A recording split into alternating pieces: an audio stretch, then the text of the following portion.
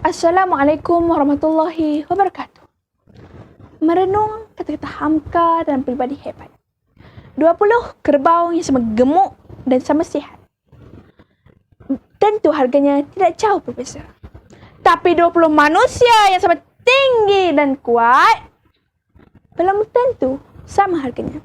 Sebab bagi manusia yang mahal adalah kepribadiannya. Terima kasih kepada peneracu acara. Kombinasi barisan kehakiman yang saksama.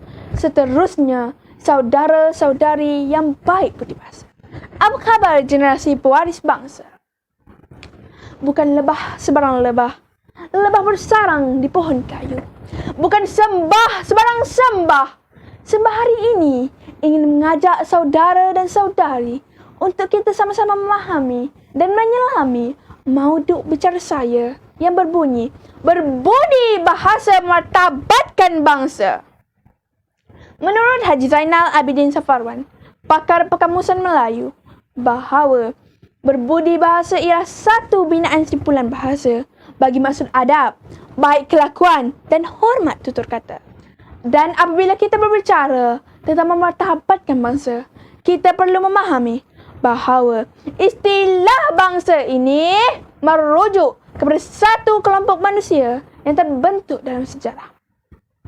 Dibertaut melalui perkongsian wilayah bersama, ekonomi bersama, bahasa bersama, dan psikologi serta emosi bersama.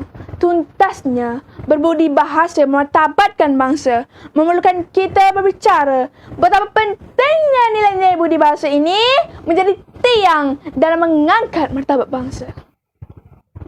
Hadirin hadirat sekalian, 3 zaman berbeza sebagai indikator saya akan sama-sama kita telusuri.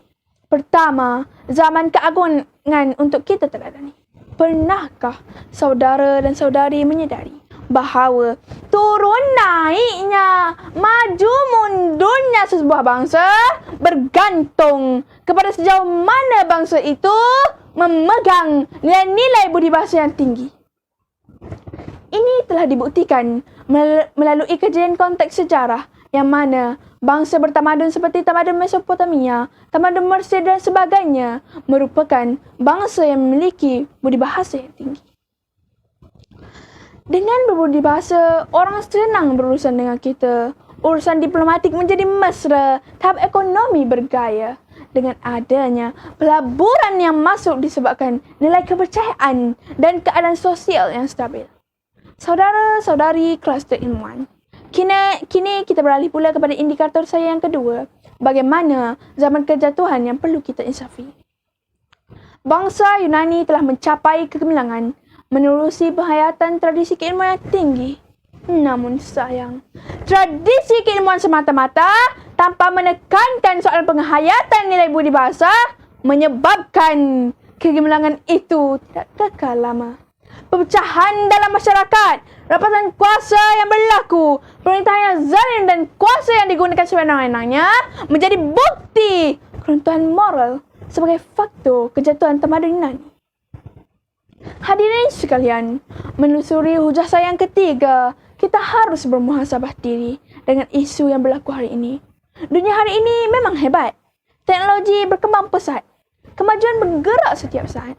Namun, layakkah bangsa kita bermartabat sekiranya nilai budi bahasa tidak sama diangkat? Martabatkah bangsa kita jika ekonomi yang dijana telah menghalalkan rasuah berluasa disebabkan kerakusan dan mahaloba manusia? Martabatkah bangsa kita jika kemajuan yang dicipta telah membenarkan kekejaman penindasan ke atas mereka yang tidak berdaya? Anda jawab. Saudara-saudari sekalian, konklusinya, dunia sekarang sudah penat melihat masalah sosial kian tenat.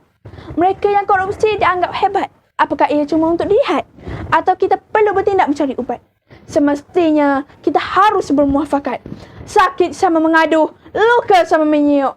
Bukit sama didaki, lurah sama dituruni. Semoga kesedaran kita pada hari ini dapat menyelamatkan kita daripada kian retak dan musnah dan seterusnya mengangkat martabat bangsa kita. Akhir kata, tegak rumah kerana sendi, runtuh sendi, rumah binasa. Tegak bangsa kerana budi, runtuh budi, hilanglah bangsa. Sekian, wabillahi taufiq wal hidayah. Wassalamualaikum warahmatullahi wabarakatuh. Terima kasih.